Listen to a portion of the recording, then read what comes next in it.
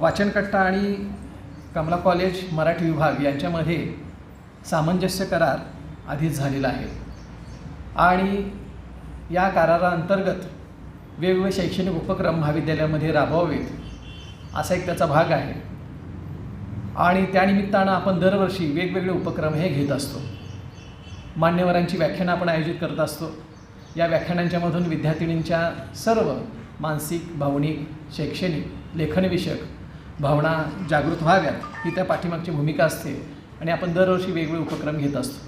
पहिल्या वर्षी आम्ही आंतरराष्ट्रीय कीर्तीचे कायदेतज्ञ डॉक्टर आसिम सरोदे सर यांचं व्याख्यान आम्ही आयोजित केलं होतं. त्याच्यानंतर आम्ही ज्येष्ठ उद्योजक व लेखक श्री वालावलकर सर यांचं देखील व्याख्यान आयोजित केलेलं आहे आणि आता आज खास मुंबईवरून उपस्थित असलेल्या डॉक्टर सुनीता चव्हाण मॅडम यांच्या व्याख्यानाचं आपण आयोजन केलेलं आहे. तर ह्या प्रसंगी आम्ही स्वागत करत असताना कॉलेजच्या वतीनं आम्ही छत्रपती शाहू महाराज यांची पुस्तकं आम्ही दिलेली आहेत. तर हे छत्रपती शाहू महाराज यांचं कृतज्ञता पर्व आहे मॅडम आणि त्यानिमित्तानं त्यांची पुस्तकं आम्ही भेट देत असतो. शाहू महाराजांचं स्त्रीविषयक कार्य खूप मोठं आहे आणि स्त्रियांच्या आरोग्यासंदर्भामध्ये त्यांनी केलेली उपाययोजना देखील खूप मोठ्या आहेत की त्याची जगभर देखील नोंदही घेतली गेलेली आहे. तर तो एक त्या पाठीमागचा आमचा उद्देश होता. कारण बुके देण्यापेक्षा बुक द्यावं हे आमच्या प्राचार्य मॅडमने आम्हाला फार पूर्वीपासून त्यांनी आग्रह धरला होता आणि त्यामुळं आम्ही तो बाकीचा उपचार ठेवत नाही पण एखादं चांगलं छानसं असं पुस्तक द्यावं. आता हे छत्रपती शाहू महाराजांचं व्हॉल्यूम्स आहेत की जगभर त्यांच्याविषयी जे संशोधन केले ते सगळी नोंद तुम्हाला ॲट अ टाईम कळेल की इथं सहज तुम्हाला इथं मिळेल आणि हे शासनानं काय केलेलं की प्रकाशित केलेले सगळे ग्रंथ आहेत. तर या निमित्तानं आपण इथं आलात त्याबद्दल महाविद्यालयाच्या वतीनं मी तुम्हाला विशेष धन्यवाद देतो.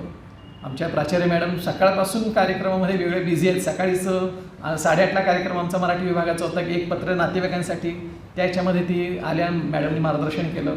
पुन्हा दुसरा आमचे एक सहकारी रेखा पंडित मॅडम आज सेवानिवृत्त होतात त्याचा देखील तिथंच कार्यक्रम होता तो देखील त्यांनी अटेंड केला. मग असं मी 10 त्यांना फोन केले की मॅडम रिया पुढचा कार्यक्रम आपल्याला पुन्हा घ्यायचा आहे. तर एवढ्या बिझी शेड्यूलमधनं आणि प्रशासकीय कामकाज जर सारखं 24 तास यांच्यासमोर असतं विद्यार्थ्यांनी आमच्या पाहतात.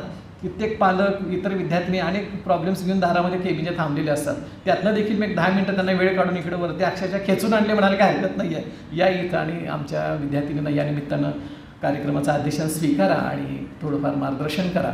तर त्या देखील इथं वेळात वेळ काढून उपस्थित राहा त्याबद्दल त्यांना मी या निमित्तानं धन्यवाद देतो. आणि त्याचबरोबर शुभांगी पाटील मॅडम त्या देखील उपस्थित राहिल्या. त्याचबरोबर माझे सहकारी मित्र घसे सर आणि युवराज कदम हे देखील इथं उपस्थित आहेत त्याबद्दल मी त्यांना या निमित्तानं धन्यवाद देतो.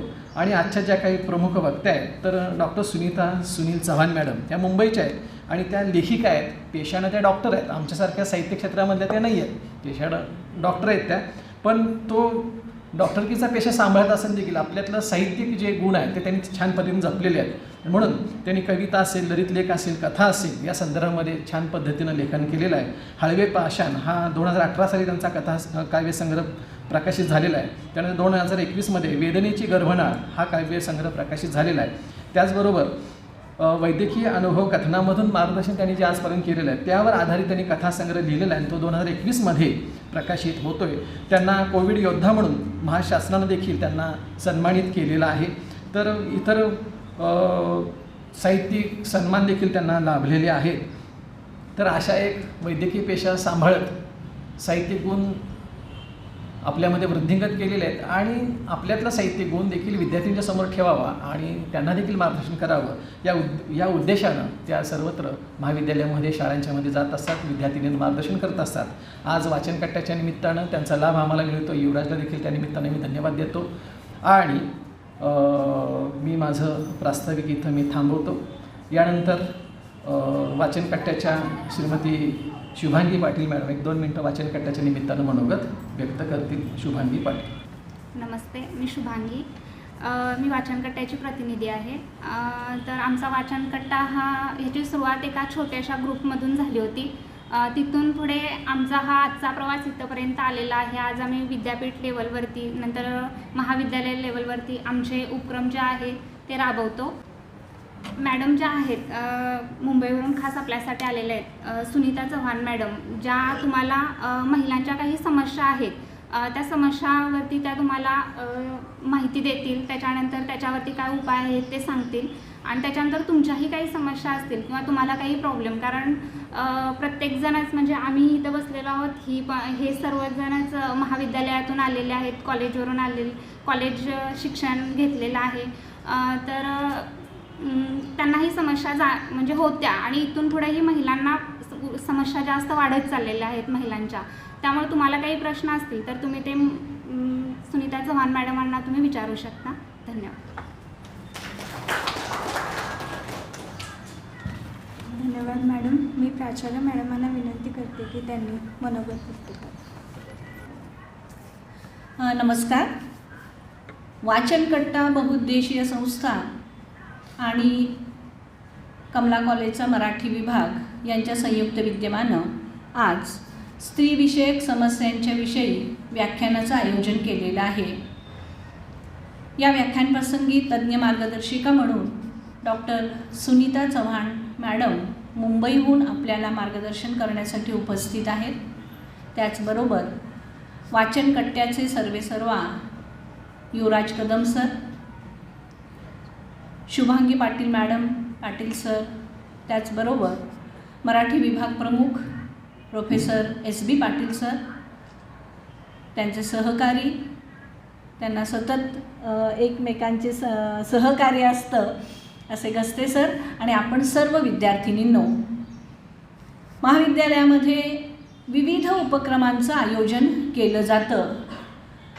विद्यार्थिनींचा व्यक्तिमत्व विकास व्हावा, त्यांचं स्किल डेव्हलप व्हावं, त्यांचा शारीरिक, मानसिक, भावनिक विकास व्हावा या दृष्टिकोनातून वेगवेगळ्या समित्या, वेगवेगळी मंडळं महाविद्यालयामध्ये कार्यरत आहेत आणि प्रत्येक समितीचा विशिष्ट अशा प्रकारचा उद्देश असतो आणि त्या उद्देशानं या समित्या ज्या आहेत त्या कार्यरत असतात. मराठी विभागाच्या मार्फत नेहमीच नाविन्यपूर्ण अशा प्रकारचे उपक्रम आयोजित केले जातात. बऱ्याच वेळेला सरांच्या कडून पालक मेळावा जो आहे तो आयोजित केला जातो.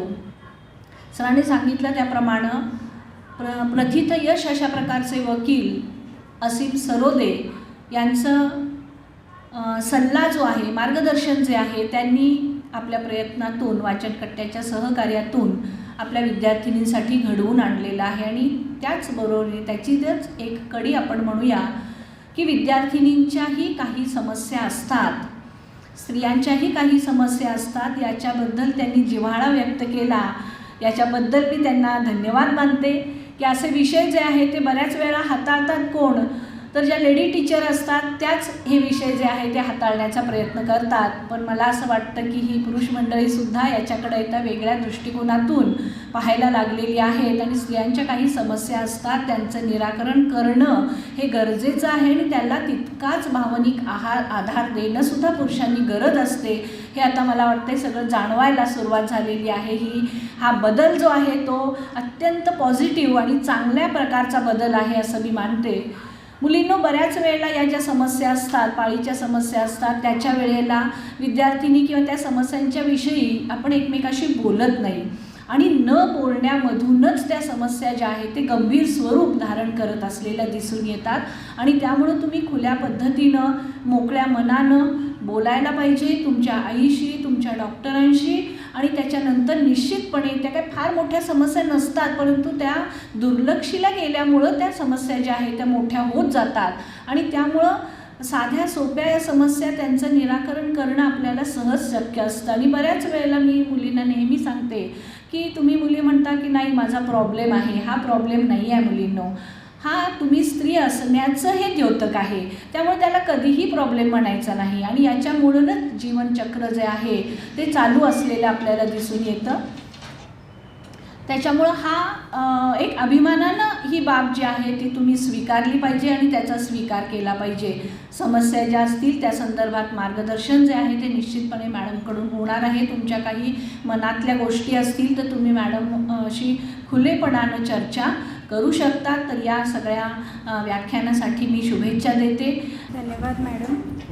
यानंतर मी आजच्या प्रमुख वक्त्या डॉक्टर सुनीता चव्हाण मॅडम यांना विनंती करते की त्यांनी विद्यार्थिनींना मार्गदर्शन करावे. माननीय व्यासपीठ आणि व्यासपीठावर उपस्थित असलेल्या प्राचार्या डॉक्टर तेजस्विनी मुंडेकर, वाचनकट्टाच्या शुभांगी पाटील आणि वाचनकट्टाचे संस्थापक युवराज कदम आणि प्राध्यापक मंडळी आणि उपस्थित असलेल्या सख्यानं, सर्वांना नमस्कार. माझी आई या कॉलेजची विद्यार्थिनी होती. अरे वा. तर कोल्हापूरमध्ये हे माझं पहिलं व्याख्यान आहे, तर तो तिचा आशीर्वाद आहे असं मी समजते आणि तुमच्यासाठी मी काही बोलू शकते. तो मान मला सरांमुळे मिळाला, तर ती आईची कृपा असेल माझी की मी तिच्या कॉलेजमध्ये पहिल्यांदा बोलायला उभी आहे. निरोगी आयुष्य हीच आपली खरी श्रीमंती आहे आणि ती श्रीमंती कशी वाढवायची यासाठी एक मूलमंत्र आहे: योग्य आहार, योग्य विहार आणि व्यायाम. याचं जर पालन व्यवस्थित केलं, त्या पण व्यवस्थित त्याच्या ज्या काही सूचना आहेत त्या जर व्यवस्थित हाताळल्या तर कोणत्या समस्या निर्माण होत नाहीत. मग त्या शारीरिक असू देत, मानसिक असू देत किंवा सामाजिक असू देत. आज आपण इथं समस्या, स्त्री शरीरविषयक काही समस्या असतात त्याबद्दल बोलायला मी उभी आहे. स्त्रियांमध्ये पहिल्यांदा म्हणजे मासिक पाळी. मासिक पाळी ही योग्य वयात सुरू होते. आता मोस्टली 10-12व्या वर्षात म्हणजे ती आता सुरू झालेली आहे. कमी वयातच, पूर्वी इतकं नव्हतं, 14-15व्या वर्षात सुरू व्हायच्या, पण आता त्या इतक्या लवकर सुरू झालेल्या आहेत. तर ती पाळी काय येते, कशासाठी येते तुम्हाला माहीत असेल, माहीत आहे ना? तर ही एक आपली कौमार्यावस्थेत म्हणजे पौगंडावस्थेत जाण्याची एक लक्षण आहे. खरं म्हणजे आई होण्यासाठीचं वरदान आहे. मगाशी मॅडम जे म्हणाल्या की तो प्रॉब्लेम नाही आहे, समस्या नाही आहे, ते आपल्याला देवानं दिलेलं इतरांपेक्षांचे एक मोठं अभिमानास्पद गौरवशाली वरदान आहे. त्यासाठी काय केलेलं आहे, ईश्वराने आपल्यामध्ये गर्भाशयाची निर्मिती केलेली आहे. मग आता ही मासिक पाळी येते. मासिक पाळी येते म्हणजे काय होतं, तर बाळाला 9 महिने पोटात ठेवण्यासाठी त्याचा बिछाना तयार केला जातो. त्याला राहायचं आहे, आपण बिछाण्यावर झोपतो, पण बाळाला पण झोपायला एक रक्ताचा बिछाना असा तयार होतो. त्याला गर्भाशयाचा अंतस्तर म्हणतात. तो एंडोक्राईन ग्लँड्स म्हणजे थायरॉईड आहे, परत आपल्या पिच्युटरी ग्लँड, याच्या हार्मोन्सच्या बदलामुळं तो स्तर तयार होतो. आणि तेव्हा जो तो स्तर इकडे वाढत असतो त्यावेळेला ओव्हरीमध्ये जी बीजग्रंथी असते त्याच्यामध्ये एक 8-10 फॉलिक्युल्स तयार होतात आणि ते फॉलिक्युल्स फुटल्यानंतर त्यातून एक बीज तयार होतं, स्त्रीबीज. त्याला आपण ओहम म्हणतो. तर ते काय होतं, फुटल्यानंतर बीजवाहिनीमध्ये येतं आणि त्यावेळेला जर शुक्र धातूशी त्याचा संयोग झाला तर तिथं गर्भधारणा होते आणि मग तिथून पुढे ते गर्भाशयात स्थित होतं आणि मग तिथं ते बाळ वाढतं. ज्या वेळेला गर्भधारणा होत नाही त्यावेळेला काय होतं, हार्मोन लेवल कमी होतात आणि तो स्त्राव असतो, ते बीज मरतं आणि तो स्त्राव फुटतो आणि मग तो स्त्रावरूपी योनीतून बाहेर पडतो. त्याला आपण मेन्स्ट्रुअल ब्लिडिंग म्हणतो, जो आपण 4 दिवस 5 दिवस असं राहतो प्रत्येकाला. तर हा काळ असतो, हा 24 दिवसाचा असतो, 28 दिवसाचा, 30 दिवस, 32, कुणाकुणाचा 36 दिवसाचा पण असतो. पण तो जर 36 दिवसाचा असेल तर तो प्रत्येक 36 दिवसांनी येणार. 24 असेल तर तो प्रत्येक 24 दिवसांनी येणार. त्याला आपण रेग्युलर सायकल म्हणतो. भले तो मग 36 दिवसाचा असू दे, तो अनियमित नाही आहे. 1 दिवस पुढं 1 दिवस मागं हे रेग्युलर आहे, त्याला आपण रेग्युलर सायकल म्हणतो. पण ज्या वेळेला ह्याच्यामध्ये आता समस्या इथं कुठे निर्माण होते, ज्या वेळेला तो अनियमित होतो, म्हणजे तुमचं 8 दिवस पुढं गेलेत, कधी 4 दिवस आधी गेले, त्याला आपण समस्या म्हणतो. पण ती समस्या कशामुळे सुरू होते, आता पिरियड सुरू होतो, ज्यांना 10-12 वर्षात सुरू होतो त्यांना पण इरेग्युलर सायकल असतं, पण ते इरेग्युलर नसतं, ते फिजिओलॉजिकल असतं. कारण का एकतरी कमी वयामध्ये तो पिरियड आलेला असतो, मग त्यामुळं गर्भाशयाचं पोषण झालेलं नसतं. त्यामुळं त्यावेळेला जर तुम्ही सकस आहार घेतला, बाहेरचं खाणं बंद केलं, ह्या केल्या, तर फिजिओलॉजिकल तो रेग्युलर होतो. 1-2 वर्षामध्ये रेग्युलर होतो, त्याला कुठल्या औषधांची गरज लागत नाही, तो फिजिओलॉजिकल असतो. पण दुसरी समस्या कधी होते, जसे वय वाढत जातं त्यावेळेला आजकाल हे बऱ्याच मुलींच्यामध्ये दिसतं. म्हणजे मी आता इतके पेशंट बघते की एक 18, 19 किंवा 17 वर्षापासूनच ह्या मुलींमध्ये PCOD हा, तुम्ही आता जर कोणाला होत असेल हा त्रास तर किंवा ऐकला असेल, PCOD म्हणजे पॉलिसिस्टिक ओव्हॅरियन डिसीज, याला PCOD म्हणते. यामध्ये काय होतं, जे आता मगाशी मी सांगितलं, ओव्हरीमध्ये फॉलिक्युल्स तयार होतात आणि ते फुटल्यानंतर मग स्त्रीबीज ओव्हम तयार होतं. पण PCODमध्ये काय होतं की ते फॉलिक्युल असतं त्याच्याभोवती एक सिस्ट तयार होतं. तर सिस्ट म्हणजे काय, तर आपलं कसं एक प्लास्टिकची पिशवी असते तशा टाईप एक छोटीशी पिशवी असते, त्याच्यामध्ये पाणी असतं आणि त्यामध्ये ते फॉलिक्युल बंद होतं आणि त्यामुळं काय होतं, ती सिस्ट झाल्यामुळं त्याची वाढ होत नाही आणि ते फुटत नाही आणि ती सिस्ट तसंच राहतं. मग एका वेळेला ते सगळे फॉलिक्युल्स जाऊन एक बीज तयार होतं. तिथं तुमच्या इथं किती 9-10 फॉलिक्युल्स असतात, तिथं 9-10 सिस्ट तयार होतात आणि ते वाढत राहतात. त्यामुळं ओव्हरीचं कार्य बिघडून जातं आणि तुमचा पिरियडचा कालावधी वाढत जातो, कारण ते फुटत नाही तोपर्यंत पिरियड येत नाही. मग अशा वेळेला कुणाचं ते 6 दिवसात ते सिस्ट बस्ट होतं, काही लोकांचं 2 महिन्यांनी, 3 महिन्यांनी, 6 महिन्यांनी पिरियड येतो. अशा पण कंप्लेंट्स मुलींमध्ये असतात की माझा रेग्युलर येत नाही, 6 महिने, वर्षातनं 2 ते 3 वेळाच पिरियड येतो किंवा कमी जातं अंगावर. असं कारण का होतं, तर ह्या ओव्हॅरियन सिस्टमुळं होतं. तर याला कारण काय असतं, आपली चुकी असते. देवानं तर बरोबर आपल्याला बरोबर खाली पाठवलेलं आहे, व्यवस्थित सगळं देऊन पाठवलेलं आहे, पण आपण काय केलेलं आहे, आपण जीवनशैली आपली बिघडवून टाकलेली आहे. काय बिघडवलेली आहे, तर आपण पहिली गोष्ट म्हणजे मी मगाशी सांगितलं 3 गोष्टी आहेत. चुकीचा म्हणजे आहार, विहार आणि व्यायाम. ह्या 3 गोष्टी महत्त्वाच्या आहे आपल्या निरोगी आयुष्यासाठी. तर आपण इथंच तिथं घाव घालतो. तर पहिलं काय आहे, चुकीचा आहार. चुकीचा आहार म्हणजे काय करता तुम्ही, की जंक फूड खाता, बेकरी प्रॉडक्ट्स जास्त खाता, तळलेलं, भूक लागलेली असलं तर जायचं वडापाव खायचा, बिस्किटचा पुडा खायचा, तात्पुरतं ठेवायचं आणि ती भूक मारायची आणि बाकीचं तुमचं मग रुटीन तुमचं सुरू होतं. दुसरं म्हणजे आपण कॉलेजमध्ये येतो, एकटं बसून म्हणजे बसूनच असतो इथे. घरी गेलो तरी मोबाईलवर असतो किंवा TV समोर असतो, म्हणजे परत बसून असतो. तिसरी गोष्ट म्हणजे काय, व्यायाम कुणी करत नाही, व्यायामाचा अभाव असतो. आणि काही झालं तरी कॉलेजचं असू दे, बाहेरचं असू दे, मानसिक टेन्शन प्रत्येकाला असतं. मग तो लहान मूल असू दे किंवा मोठ्यामध्ये असू देत किंवा वयस्कर व्यक्ती असू दे, मानसिक ताणतणाव कुठल्या ना कुठल्या कारणाने असतो. तर ही 4ही कारणं तुमची ह्या PCODला कारणीभूत असतात. मग हे आता जर निदान करायचं असेल तर ह्यासाठी आपल्याला सोनोग्राफी करावी लागते, त्यामध्ये हे फॉलिक्युल्स दिसतात, किंवा मग ब्लड टेस्ट करावे लागतात ज्याच्यामध्ये थायरॉईड असतं, शुगर असतं. ह्या दोन्ही गोष्टीमध्ये बिघाड झालेला असतो आणि PCODचे कार्य बिघडलेलं असतं ओव्हरीचं. तर त्यातून निदान होतं हे. पण हे निदान होऊ नये म्हणून काहीतरी केलं पाहिजे, ते आपल्या हातामध्ये आहे. तर आपण काय करू शकतो, आपल्या जीवनशैलीमध्ये बदल करू शकतो. आता ह्याच्यामध्ये जेव्हा आपण जंक फूड खातो, बेकरी प्रॉडक्ट्स खातो, त्याच्यामध्ये काय असतं, ते फक्त जिभेला चांगलं असतं, पण पोषण मूल्य त्याची काय असतात, कमी असतात. आणि जेव्हा पोषण मूल्य कमी असतात आणि एक्स्ट्रा काही जे असतं ते काय करतं, आपल्या शरीरामध्ये अतिरिक्त चरबी वाढवतं. म्हणजे तुम्ही फॅट होता, वजन वाढ होते. इकडं कार्य सगळे करणाऱ्या ज्या आपल्या ग्रंथी आहेत त्याच्यामध्ये बिघाड होतो आणि मग थायरॉईडसारखे आजार वाढतात, परत वजन वाढ होते. मग त्यासाठी सगळ्यात उपाय काय म्हणजे, आपल्या आजीनी आईनं घरामध्ये खूप छान छान पदार्थ करून घालत असतात. आजी तर आपली किती गोष्टी आजीनं केलेल्या आहेत. थालीपीठं वगैरे हा प्रकार आपल्या आजी परंपरापासून आलेला आहे आणि तो किती पौष्टिक आहे.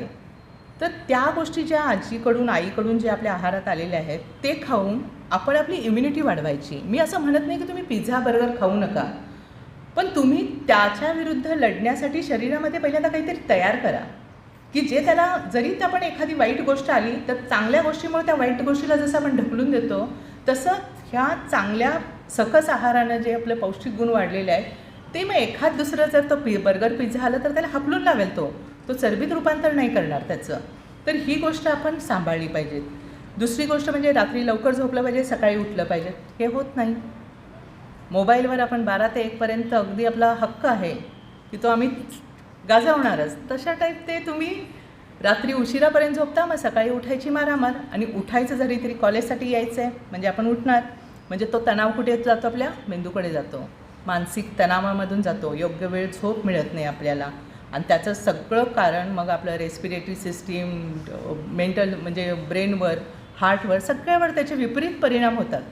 जसं तुम्हाला एक ठराविक वेळेत तुम्हाला सगळ्या गोष्टी हव्या असतात तसं आपल्या हृदयाला वगैरे सगळ्याला पण त्या ठराविक गोष्टी हव्याच असतात. तर ते देणं आपलं कर्तव्य आहे. आणि दुसरी गोष्ट की तुम्ही ह्याच्यावर उपाय आणखी काय करू शकता, की तुम्ही 45 मिनिट्स, मग एखादी मैत्रीण घ्या, 45 मिनिट्स तुम्ही तुम्ही जर वॉकिंग केलं तर तुम्हाला बरेचसे म्हणजे 75% आजार कुठलाच मासिक पाळीच नाही, तुम्हाला बरेचसे आजार तुम्हाला होणार नाही. फक्त तुम्ही एक नियमित ठेवा की मला चालायचं आहे, आणि ते पण गप्पा न मारता आहे ती कुठलंही मध्ये काम न करता कंटिन्यूस चालणं. मग कमीत कमी 30 जास्तीत जास्त 45 मिनटं रोज चाला, त्यानं तुम्हाला खूप फरक पडेल. आणि चौथी गोष्ट म्हणजे योगासनं.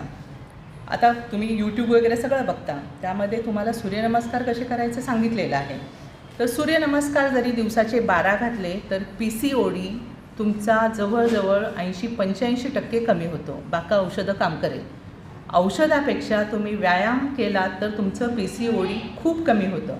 म्हणजे ह्या सगळ्या गोष्टी आपल्या हातात आहेत, तर ते आपण करू शकतो. मग कशाला त्या ओव्हरीच्या वर टेन्शन घालायचं आहे की बाबा मी एवढं सगळं खातो आहे आणि तू काम करू नकोस.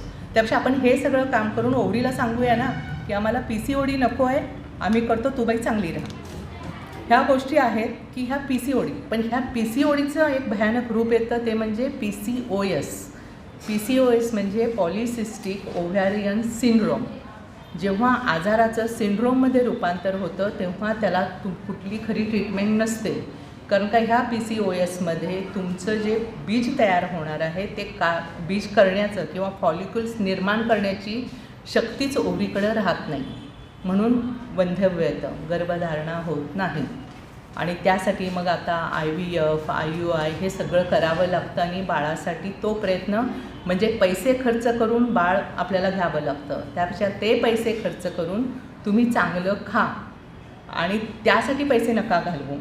तर ह्या ज्या गोष्टी आहेत तर ही सगळी कशी एकच उपाय आहे ह्याच्यावर, योग्य आहार, योग्य विहार आणि व्यायाम. हे जर केलं तर हे प्रॉब्लेम येत नाही. आणि ह्याच्यामध्ये अजून एक गोष्ट आहे की मुलींना PCOD झालं की पिंपल्स खूप येतात. हा म्हणजे कौमारी अवस्था असतं, हार्मोनल चेंज असतं म्हणून पिंपल्स येतातच. पण जर तुमच्या पाळीमध्ये अनियमितता असेल तर तुम्ही कितीही क्रीम लावा, काही करा, तुमचे पिंपल्स जाणार नाही. त्यासाठी तुम्हाला तुमचं गर्भाशय ओव्हरीचं कार्य हे करण्यासाठी, म्हणून तुम्ही जंक फूड खाता आणि मग किंवा स्वीट खाता आणि लगेच दुसऱ्या दिवशी खूप पिंपलनी भरलेला असतो. कारण हेच आहे ना, त्याचं कार्य व्यवस्थित होत नाही आहे, त्यामुळे ते पिंपल्स तयार करतात. पिंपल्सला तुम्ही किती पण क्रीम लावा, काही करा, ते येत राहणारच. त्यापेक्षा ह्या गोष्टी तुम्ही पाळा, मग तुम्हाला हे कुठले आजार होणार नाही. तुमच्या पिरियडच्या काळात तुम्हाला पोटात पण दुखतं, तर पोटात दुखण्याचं हे पण कारण आहे की गर्भाशयाची व्यवस्थित पोषण होत नसेल तुम्हाला तर तुमच्या पोटात दुखणार. तेच तुम्ही जर हे सगळं व्यवस्थित ठेवलं तर तुमच्या पोटामध्ये दुखणार नाही. पाणी भरपूर प्या, लिंबू सरबत घ्या त्या काळामध्ये. तेव्हा जेव्हा व्हिटॅमिन C जेव्हा तुमच्या ह्याला मिळतं तेव्हा युट्राइन कॉन्ट्रॅक्शन्स नॉर्मल तऱ्हेने होतात. मग ते व्हिटॅमिन C कशातनं गेलं पाहिजे तर तुमच्या खाण्यातनं. संत्री, मोसंबी, लिंबू हे सगळे ज्या गोष्टी आहेत, आवळा आहे, हे खा. ते डेअरी मिल्क खाण्यापेक्षा आवळे घ्या आणि आवळे खा तुम्ही, ते तुम्हाला उपयोगी आहे. तर ह्या सिम्पल थिंग्ज आहेत. मी म्हटलं नाही, ही मॅडम पण बोलल्या, ही समस्या नाही आहे, हे आपल्या चुकीच्या व्यवहारामुळं आपण ओढवून घेतलेल्या ह्या समस्या आहेत. मग त्याचं निराकरण मी मी काय औषधं देऊ शकते, पण करायचं तुम्हाला काय आहे की स्वतः ह्या गोष्टी अवलंबायच्या आहेत, म्हणजे तुम्हाला मग हा त्रास नाही होणार. मासिक पाळीबद्दल तर एवढं आहे. कुणाला काय विचारायचं सांगा, म्हणजे मी पुढचा टॉपिक घेते. काय विचारायचं असेल ना, बिनधास्त विचारा, अगदी काही सिम्पल थिंग्ज असतील तरी. अजून एक प्रश्न असतो की मासिक पाळी झालं की बऱ्याच लोकांना व्हजायनल इचिंग होतं किंवा पिरियड्स हे झाल्यामुळे युरिन ट्रॅक इन्फेक्शन होतं. म्हणजे ते होऊन गेलं की लघवीला खाज येते वगैरे, असं बऱ्याच पेशंट, म्हणजे मला जे पेशंट आले ते अनुभव सांगते, तुम्ही कोणी एवढं बोलत नाही आहे, पण हा एक प्रॉब्लेम बऱ्याच मुलींना असेल. तर त्यावेळेला एक गोष्ट नेहमी लक्षात ठेवाय, त्याच वेळेला नाही, नेहमीला आपण नेहमी हे करतो की शी धुताना आपण पहिल्यांदा सूची जागा धुतली पाहिजेत आणि मग शी धुतली पाहिजेत. आपण नेहमी शी धुतो पहिल्यांदा आणि मग सूची जागेकडे वळतो. तर ह्यामध्ये युरिनरी ट्रॅक इन्फेक्शन 90% मुलींना होतंच. कारण काय, त्याचा फक्त कारण हे आहे. तर हे तुम्ही सांभाळलं तर ही गोष्ट मी आवर्जून प्रत्येक ह्याच्यामध्ये व्याख्यानामध्ये किंवा मी जिथं जाते तिथं ही गोष्ट सांगते. ही सिम्पल थिंग आहे, ऐकणाऱ्याला विचित्र वाटतं, पण 90% कारण हे आहे युरिनरी ट्रॅक इन्फेक्शनचं. ते तुम्ही जरी सांभाळलं तर तुम्हाला कधी होत नाही. आणि पाणी भरपूर प्यायचं. ह्या गोष्टी सांभाळल्या तर ते पण प्रॉब्लेम इचिंग म्हणा ह्या गोष्टी होत नाही. असं आहे, कुठली पण गोष्ट झाली तर पहिलं म्हणजे बोलणं महत्त्वाचं. तुम्ही आईला सांगा, मैत्रिणीला जास्त सांगू नका, कारण काय मैत्रिणीनं ते गुगलवरनं इकडून तिकडून वाचलेलं असतं, त्यात तुम्हाला भीतीच जास्त मिळणार आणि अज्ञान मिळणार. ज्ञान तिथं काही नाही मिळत, फक्त माहिती मिळते, ज्ञान नाही मिळत. ज्ञान तुम्हाला तुमची आई सांगू शकेल. आईला नाही जमलं तर तुम्ही डॉक्टरांकडे गेलं पाहिजे. डॉक्टर तुम्हाला व्यवस्थित सांगतात आणि ते जे सांगतात ते आपण फॉलो करायचं आहे फक्त, बस. मग समस्या नाही राहणार ना. काय विचारायचं आहे? बोल.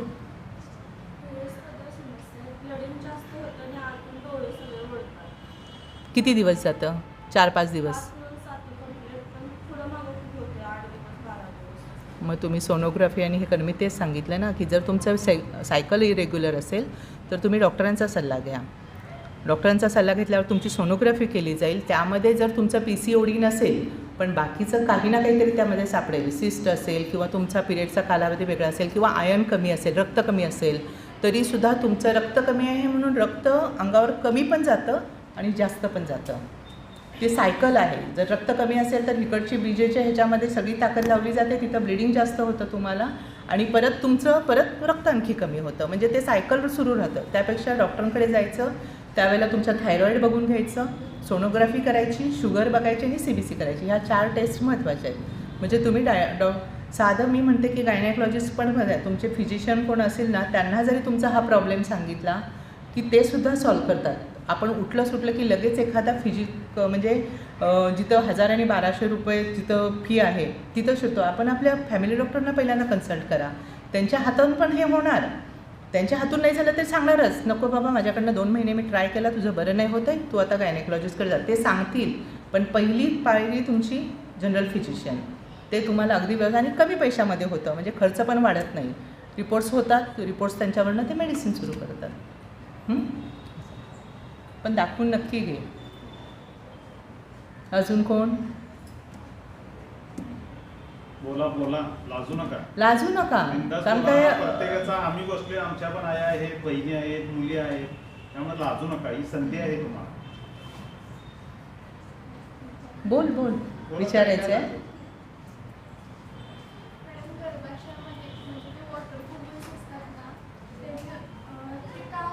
कुठले? गर्भाशयामध्ये वॉटर बबल्स नाही होत. ऑलरेडी वॉटर बबल्स म्हणजे सिस्ट.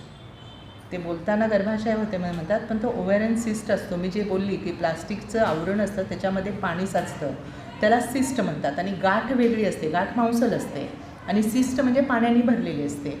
आणि त्यामध्ये पण असतं की सोनोग्राफी कधी पण पिरियड झाल्यानंतर 8-9 दिवसांनी करायची.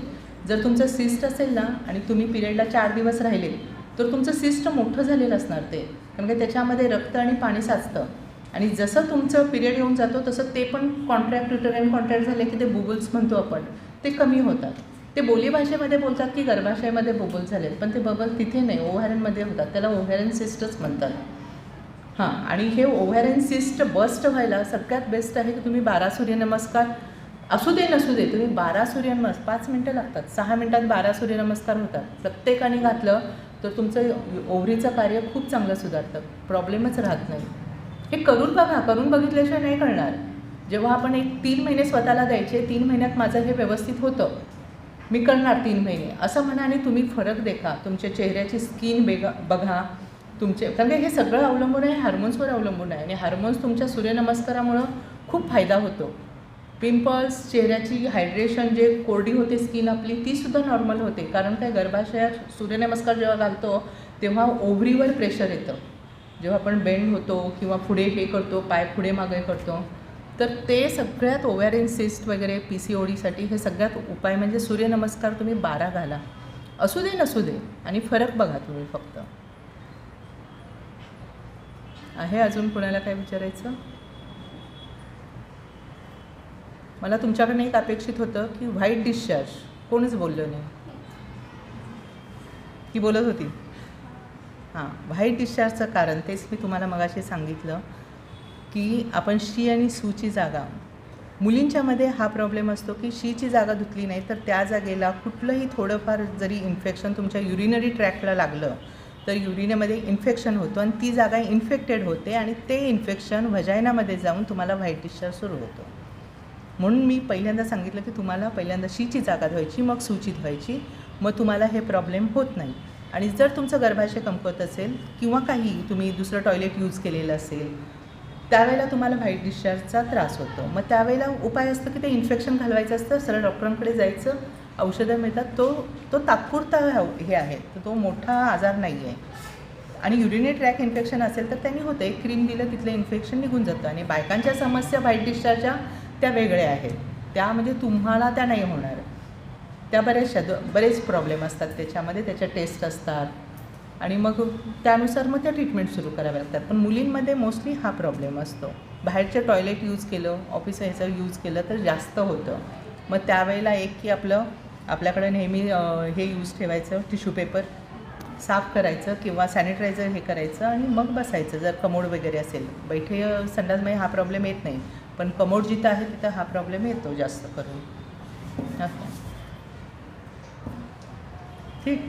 आता दुसरा आहे की स्तन कॅन्सर. हा तुमच्यासाठी एवढा महत्त्वाचा नाही आहे, पण मी तुमच्या मुद्दाम सरांना म्हटलं की मी हा मांडणार विषय, कारण काय हा आई आणि मुलगी ह्याच्यामध्ये एक बंध निर्माण करणारा हा चॅप्टर आहे स्तन कॅन्सर म्हणून. की हा मांडण्याचं, तुमच्या घरी आई आहे, मोठी बहीण आहे लग्न झालेली, किंवा आजी आहे, मावशी आहे, तर त्यांना जागरूक करणं हे तुम्हा मुलींचं कर्तव्य आहे. म्हणून हा विषय मी मांडते. आता जसं मी मगाशी म्हटलं की गर्भाशय हे देवानं दिलेलं आपल्याला वरदान आहे, तसं स्तन हे सुद्धा ईश्वरानं स्त्री शरीराला दिलेलं एक वरदान आहे. त्याचा उपयोग काय आहे? फक्त सौंदर्य नाही आहे, त्याचा खरा उपयोग आहे तो म्हणजे दुग्ध निर्माण करणं, बाळाचं पालनपोषण. जोपर्यंत तो उठून बसून खात नाही तोपर्यंत त्याला ती गरज आहे, म्हणून ते देवानं निर्माण केलेलं एक हे आहे. मग ते लहान असू दे मोठं असू दे, त्याचं काम ते बरोबर करतं. ते लहान आहे म्हणजे दूध कमी येतं आणि मोठं आहे म्हणून दूध कमी जास्त येतं असं अजिबात नाही आहे. आणि बऱ्याच मुलींना प्रॉब्लेम असतो की स्तन लहान आहे, बापरे मी सुंदर नाही आहे असं म्हणायचं, पोक करून असं चालायचं. ह्या सगळ्या सौंदर्याचं हे जे आपण खच्चीकरण आपण आपलं करून घेतो ते अजिबात करू नका. देवानं प्रत्येकाला आपापल्यानुसार दिले ते स्वीकारायचं, त्याचं काम ते बरोबर करणार आहे आणि तो न्यूनगंड कधीही मनामध्ये पाळायचा नाही ह्याच्यामध्ये. आणि आता स्तन कॅन्सर हा मोस्टली 35 ते 50 या वयोगटातल्या बायकांना होतो. पण जेणेकरून माझ्याकडे आत्तापर्यंत आलेल्या पेशंटमध्ये इतक्या वर्षात मी 2 अशा केसेस बघितले आहेत की जी 29 वर्षाची होती आणि जी 32 वर्षाची होती. त्यांना पण ब्रेस्ट कॅन्सर झालेला आहे. त्यामुळे मी आता असं म्हणते की कॅन्सरला वयोमर्यादा राहिली आहे, अजिबात नाही. आजच्या पिढीमध्ये कुठल्याही वयात काहीही होऊ शकतं असं आहे.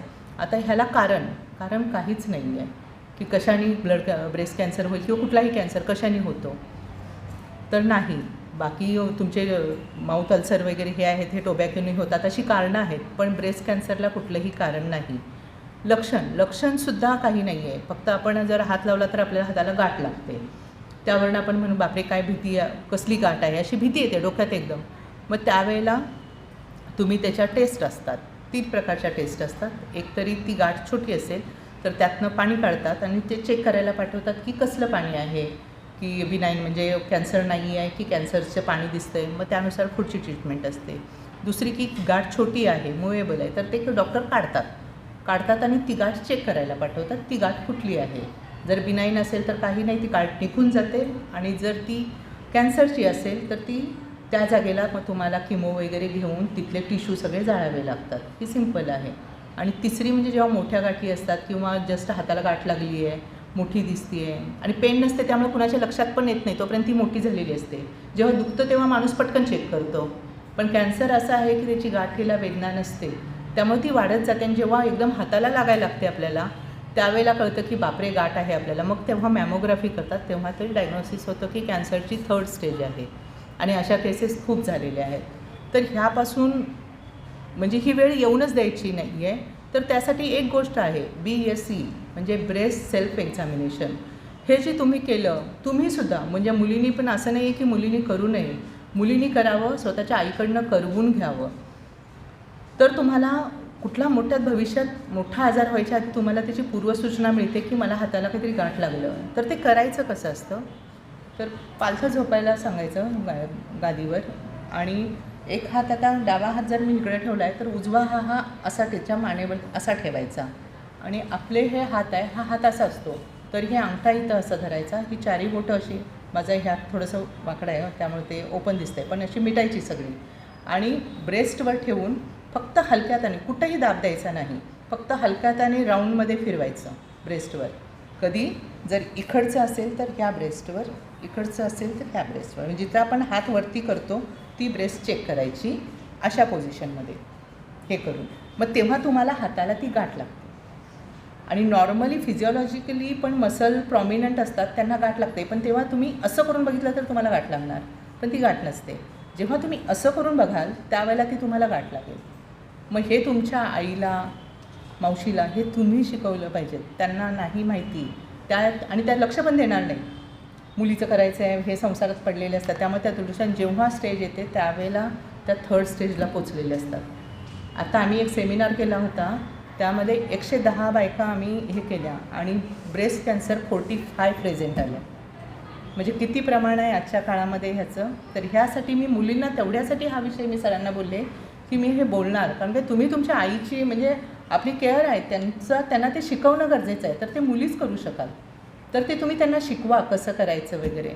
तर माझं एक पुस्तक आहे, मी बोलले भयातून निर्भयाकडे, हे एक संवादात्मक पुस्तक आहे. याच्यामध्ये सगळ्या गोष्टी म्हणजे हा तर आहेच, मासिक पाळीचा आहे, हे टेस्ट कशा करायच्या, त्यामध्ये काय काय चेंजेस दिसतात. आता तुम्ही दुसरा एक आहे पॉईंट की जेव्हा तुम्ही आंघोळीवरून येतात तेव्हा समोर आरशात उभं राहायचं महिन्यातनं एकदा आणि आपल्या ब्रेस्टकडे बघायचं. कुणामध्ये एक लहान आणि एक मोठी ब्रेस्ट असणं हे नॉर्मल आहे. आपल्याला माहिती असणं गरजेचं आहे की आपल्या ब्रेस्टचा आकार कसा आहे. तो एकदा माहिती झाला की आपण दर महिन्याला जर चेक केलं तर जरी ते लहान मोठं असेल, जर सेम असेल तर एक मोठं झालं तर मग ते अबनॉर्मल आहे. पण जेव्हा एक लहान मोठं आहे त्यावेळेला तुम्ही त्याचं निरीक्षण करायचं की कुठलं जाग्यामध्ये लाल आहे का, चट्टा पडलेला आहे का, किंवा एखादी सूज उंचवटा दिसतो का, किंवा आतमध्ये खेचल्यासारखी स्किन दिसते कुठेही ब्रेस्टमध्ये, ती स्किन खेचली आहे का, हे आपण आरशामध्ये बघायचं. म्हणजे ती तर फक्त सेल्फ एक्झामिनेशन झाली, हे पण आपण समोर सेल्फ एक्झामिनेशन आरशात बघून करू शकतो. किंवा प्रेस करून त्यातनं कुठला स्त्राव येतो आहे का, कधी कधी दूध बाहेर येतं तेव्हा तुमच्या हार्मोनमध्ये चेंजेस असतात, ते तुम्हाला क्युअर करता येतात लग्नाच्या आधी. परत व्हाईट डिस्चार्ज आपला ह्याचा स्टिकी डिस्चार्ज असतो, कधी पाणी असतं, तर हे लगेच डॉक्टरना जाऊन दाखवायचं. तर आता ह्याबद्दलची ह्यामध्ये सगळी माहिती ह्यामध्ये सांगितलेली आहे. माझं हे पुस्तक आहे हे मी अगदी संवादात्मक असं लिहिलेलं आहे. तर याच्यामध्ये बऱ्याचशा गोष्टी आहेत, अभ्यासाविषयी आहे, परत देहदान वगैरे ह्याची माहिती आहे. परत पुढं आपण जर बाळाला गुड टच बॅड टच घरामधल्या मुलाला शिकवताना की त्याला कसं शिकवायचं, त्याला काय काय सांगायचं, त्याला गुड टच बॅड टच शिकवतो आपण, पण त्यातला प्रतिकार कसा करायचा ते कसं करायचं त्याचं ह्याच्यामध्ये आहे. म्हणजे आता जर मुलाला पकडलं, एखाद्या मुलीला पकडलं तर तिनं प्रतिकार कसा करायचा. तोंडावर हात ठेवला असेल तर ती नो म्हणून ओरडू शकत नाही, तर तिला सांगायचं तू चावा घे किंवा अंग जोरात जोरात हलव. तो डिस्टर्ब होतो, वैतागतो आणि पकड ढिली होते त्याची, त्यातनं ती निसटून जाऊ शकते. हे आईवडील नाही सांगत मुलांना. किंवा कोड सिस्टीम की कोण न्यायला आलं तर एक कोड ठरवून ठेवायचा मुलांच्या. असे जे काही उपचार पद्धती आहेत, उपाय आहेत, हे सगळे दैनंदिन व्यवहारातले आहेत. असे बरेचसे विषय माझ्या ह्या पुस्तकामध्ये आहेत.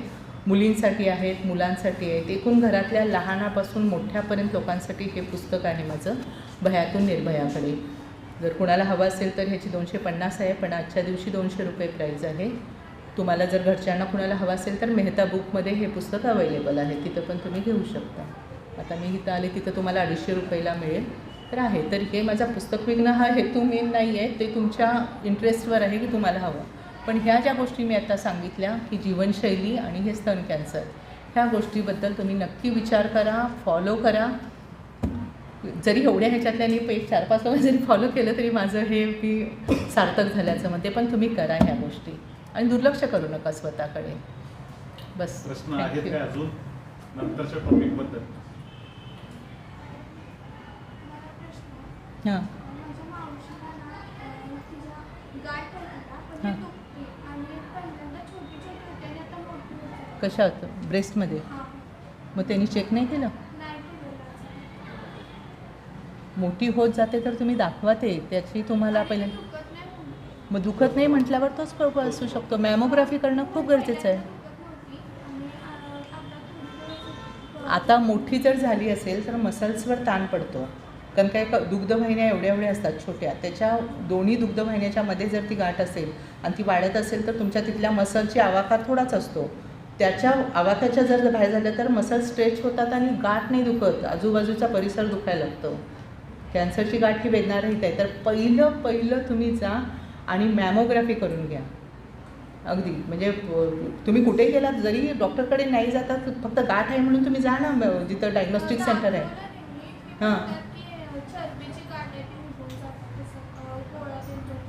नाही, चरबीची गाठ कधीच गोळ्यांनी औषधांनी जात नाही. चरबीची गाठ ही काढावीच लागते आणि ती चेक करायला पण पाठवावी लागते की त्यात कुठले कॅन्सरचे जंतू तर गेलेले नाहीत, ते नसतात, ते निगेटिव्हच येतं, कारण ती चरबीची गाठ असते. पण तुम्ही नसू दे, काही नसू दे, चरबीची जरी गाठ असेल वाढली असेल तरी कॅन्सर आहे किंवा नाही हे बघून घेण्यासाठी मॅमोग्राफी करायची. मॅमोग्राफीमध्ये जर ते निगेटिव्ह आलं तर जर ती वाढत असेल तर काढून टाकायची, सरळ ठेवायची नाही. अजून काही प्रश्न? ठीक आहे, चला नमस्ते. आजच्या प्रमुख पाहुण्या डॉक्टर सुनीता चव्हाण मॅडम यांनी स्त्रियांविषयी समस्या, मासिक पाळी, स्तन जागृती या विषयी अगदी मनमोकळेपणाने आमच्याशी संवाद साधला.